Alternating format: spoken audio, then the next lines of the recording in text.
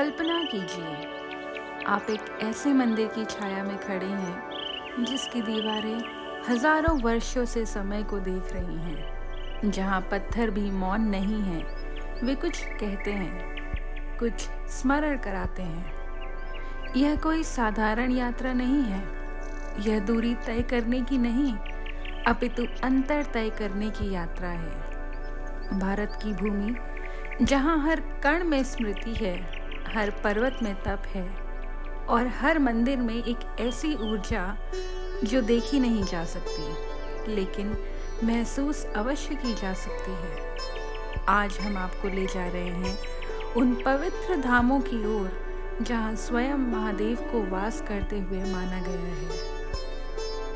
शिव कौन है? शिव कोई मूर्ति नहीं, शिव कोई नाम नहीं। शिव वह चेतना है जो सृष्टि से पहले भी थी और सृष्टि के बाद भी रहेगी। वह संहारक नहीं, वह परिवर्तक है। जो टूटता है वह इसीलिए टूटता है ताकि कुछ शुद्ध जन्म ले सके, और यही परिवर्तन इन मंदिरों की आत्मा है।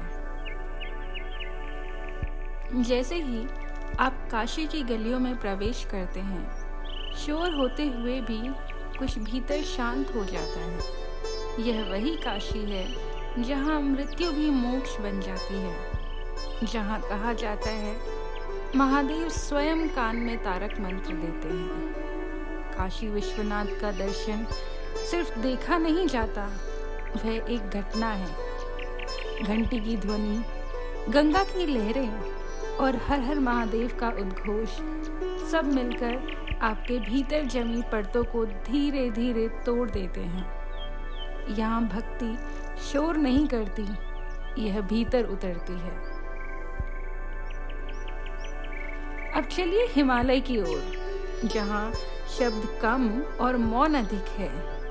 केदारनाथ, जहाँ पहुँचने से पहले आपको अपने अहंकार को रास्ते में ही छोड़ना पड़ता है।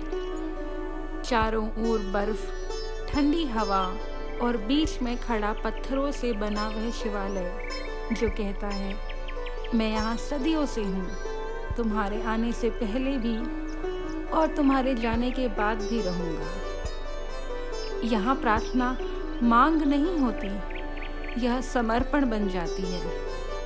कई लोग यहाँ रोते हैं क्योंकि पहली बार वे स्वयं से मिलते हैं।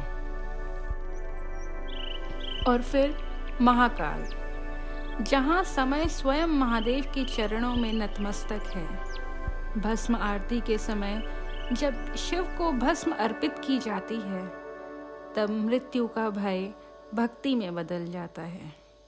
महाकाल सिखाते हैं, जो नश्वर है उसी से डरना छोड़ दो। यह मंदिर डर नहीं होता, यह सत्य दिखाता है। मंदिर आखिर जीवित क्यों हैं? इन मंदिरों में सिर्फ पत्थर नहीं है, यहाँ साधना है, यहाँ अनुष्ठान है, यहाँ सदियों की आस्था जमा है।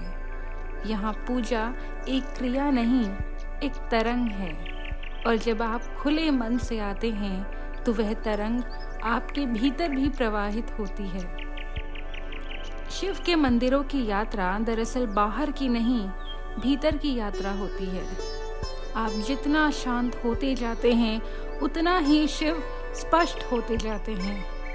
कभी किसी मंदिर में आंखें बंद करके खड़े हो जाइए, बिना कुछ मांगे, बस महसूस कीजिए। आप पाएंगे शिव कहीं दूर नहीं है, शिव आपके पास ही है, शिव आपके अंतरतल में है। यह वीडियो सिर्फ देखने के लिए नहीं है, यह एक निमंत्रण है उस ऊर्जा को महसूस करने का जिसने लाखों लोगों को बदला है। यदि आप तैयार हैं अपने भीतर के शोर को मौन में बदलने के लिए, तो यह यात्रा आपकी प्रतीक्षा कर रही है। हर हर महादेव।